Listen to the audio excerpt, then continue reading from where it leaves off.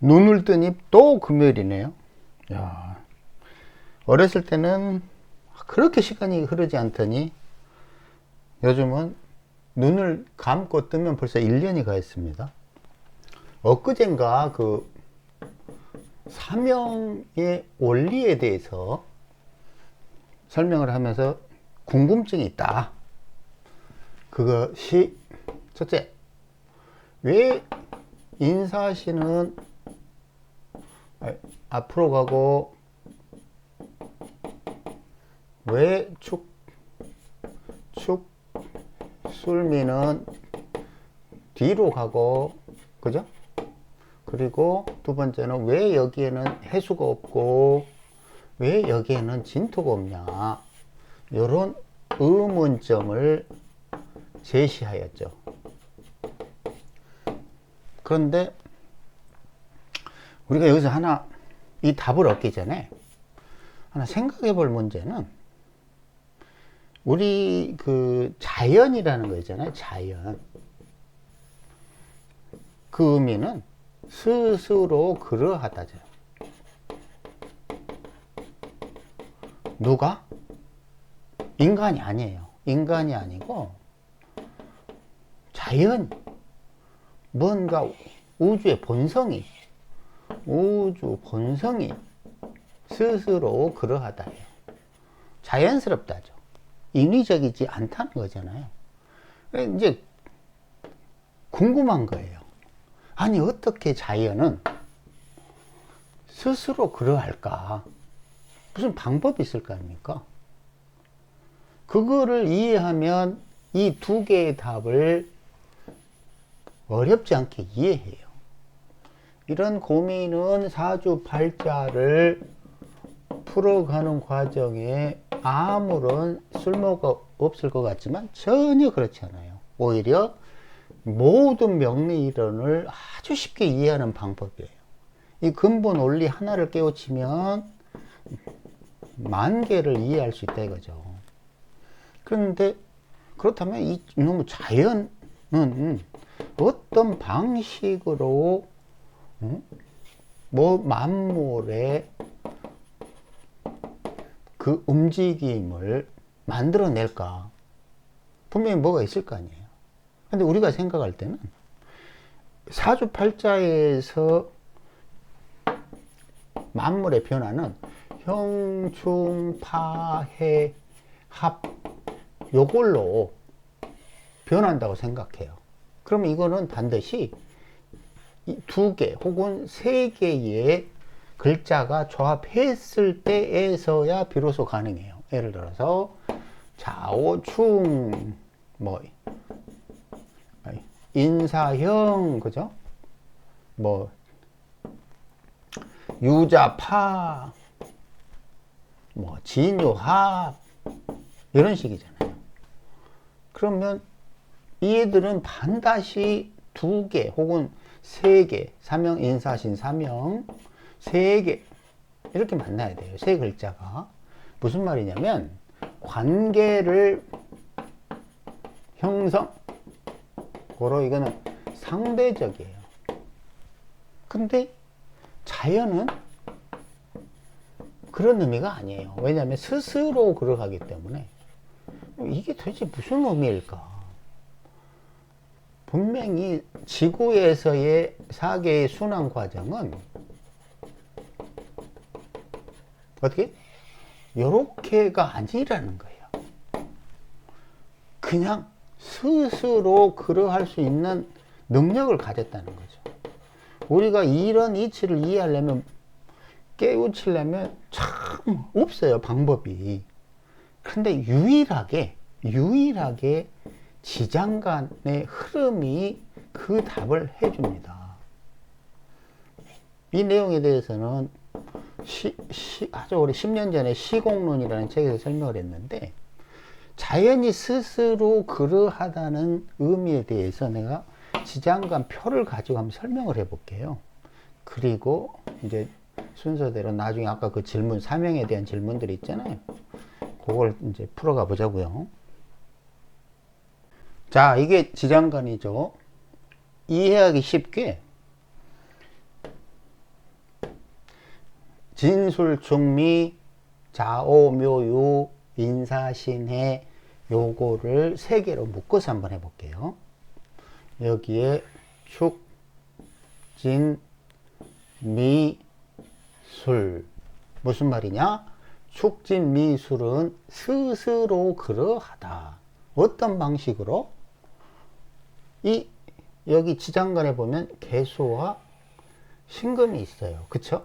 기토 이런 거는 무기토는 여기서 의미가 없어요. 왜냐하면 터전에 대한 문제이기 때문에 전환, 마감 이런 개념이기 때문에 의미가 없고, 이 축토의 지장간에 개수가 있죠. 이거를 밑으로 내리면 자수입니다. 그리고 신금은 유금입니다. 고로 이 축토에서는 유자파가 발생해요. 스스로 유자파를 발생해서 물형을 조종합니다. 그럼 유자파가 뭔지 알아야 될 거 아닙니까? 바로 이 딱딱한 유금 시종자를 자수에 풀어내다예요. 풀어내다. 그래서 여기서 도둑이 나오는 거야. 왜? 이 시종자를 자수가 축토 속에서 몰래 어둠 속에서, 축시 생각해봐요. 어둠 속에서 추운 겨울에 눈 속에서 보이지 않는 곳에서 뭐 한다? 이 시종자를 부드럽게 만들어서 뭐 하려고 그러지? 요 갑을 만들어내고 싶은 거예요. 자연은 반드시 이런 작용을 통해서 이 순환하도록 만들어요. 물론 만물의 순환이니까 생명체의 순환. 우리 인간의 입장에서는 생명체의 순환을 말하는 거죠. 그죠? 그러니까 분명히 축토 안에서 개신이 있다는 이유는 유자파. 어떻게? 개수는 밑으로 내리면 자수, 저기 신금은 밑으로 내리면 유금, 둘이서 유자파.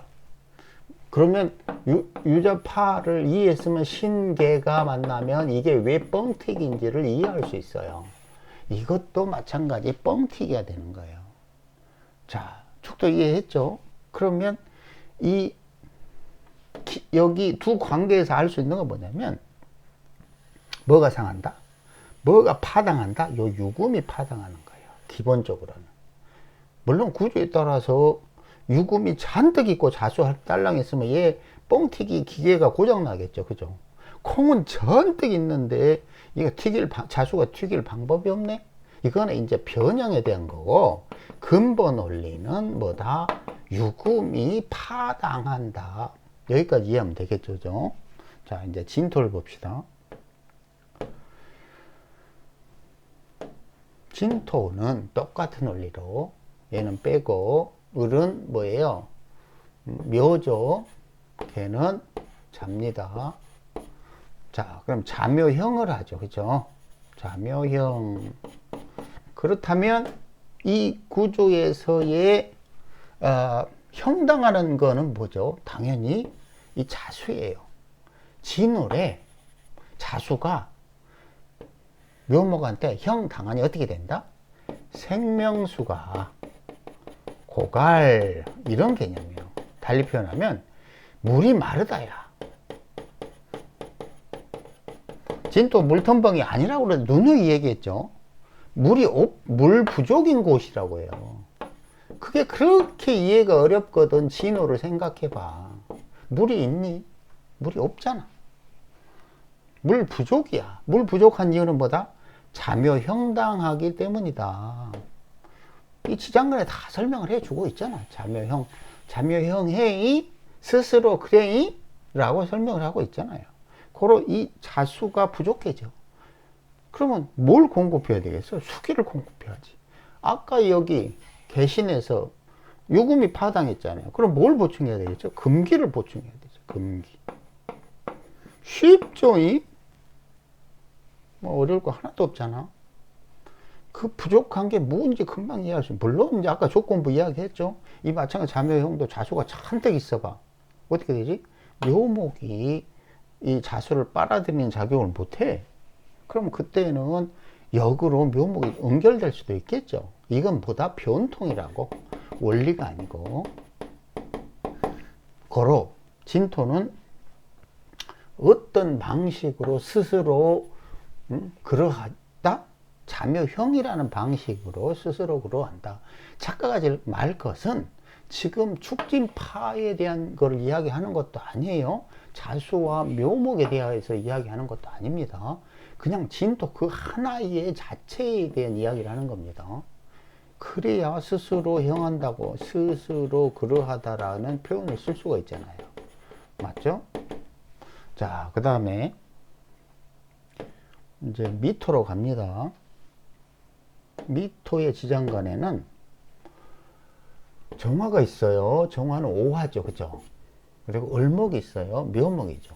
그러면 미토에서는 묘오파가 발생합니다. 그렇죠? 자, 묘파라는 거는 이 성장하려는 기운이 어떻게 된다? 맛이 간다.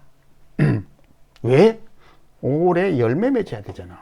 계속 얼라짓거리 하면 어떡하냐 이거지. 계속 클라고 어린애들 같은 짓거리만 하면 안 되니까 어떻게 한다?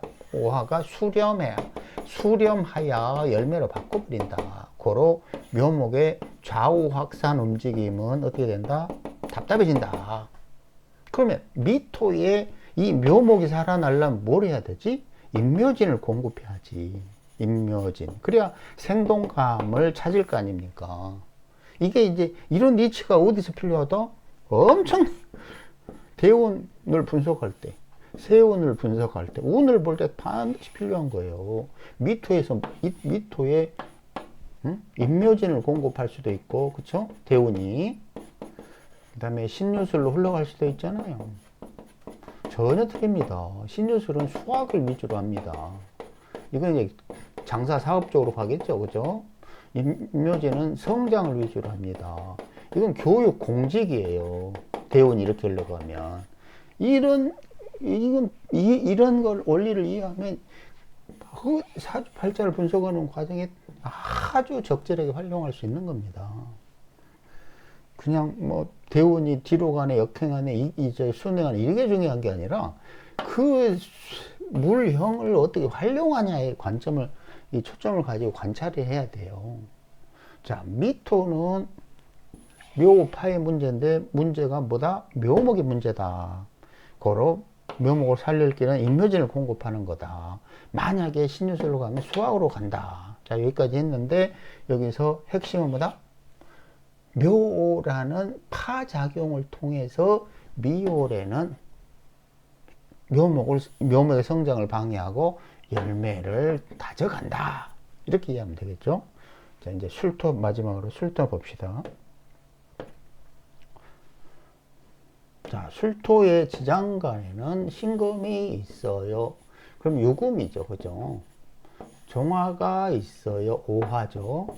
고로 술토 속에는 오유파가 발생합니다. 오유파. 기기묘묘한 방법으로 설명하죠. 자, 오유파가 있는데 여기에서 좀 생각해 볼 문제는 뭐냐면 머릿속에 맨날 오화가 유금을 극해요. 이런 생각을 생각을 하기 때문에 수롤이라는 시공간에서 당하는 쪽은 오화라는 거를 꿈에도 생각을 못 하더라고. 수롤에는 오화가 무기력해지는 거예요. 그래서 삼합을 마감했기 때문에 병화는 묘지에 들었고 정화는 고지에 들었어요. 묘지. 정화는 고지. 술토에 말하는 거예요. 근데 뭐냐, 여기 오미신에서는 이때는 유금이 그 열기를 품느라고 피곤하지. 그쵸? 하지만 지금 수로를 얘기하기 때문에 이 수로에는 오화가 어떻게 된다? 무기력해진다요. 고로 술토에서 뭘 필요로 한다? 화기를 필요로 한다. 그래서 수롤의 시공간에는 화기를 보충해야 좋아요 라고 하는 근본 원리는 바로 요거 때문이에요. 여기 돼 있잖아. 야, 오유파해. 자연에서는 오유파를 통해서 오화의 화기를 무기력하게 만들 거야. 어떻게? 화기를 유금이 받아서 내부 축적 시종자 속에 열기 축적, 이게 뭐죠? 그 저기 가을에 그 길거리에서 그 벼 말리고 그러잖아요. 콩 뭐야, 깨 말리고 그렇잖아요. 왜 그렇지? 이 유금 속에, 이 신금 속에 열기를 축적하려고 그래. 대신에 그렇게 되면 오화는 어떻게 되죠? 점점 슬슬 열기를 빼앗겨요. 그쵸?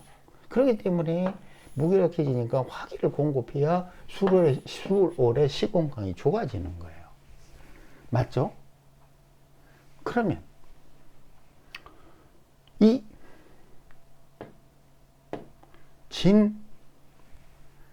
축, 진, 미, 술, 여기에는 스스로 그러하는 작용이 있더라. 여기 유자파, 그 다음에 여기 자묘형, 그 다음에 여기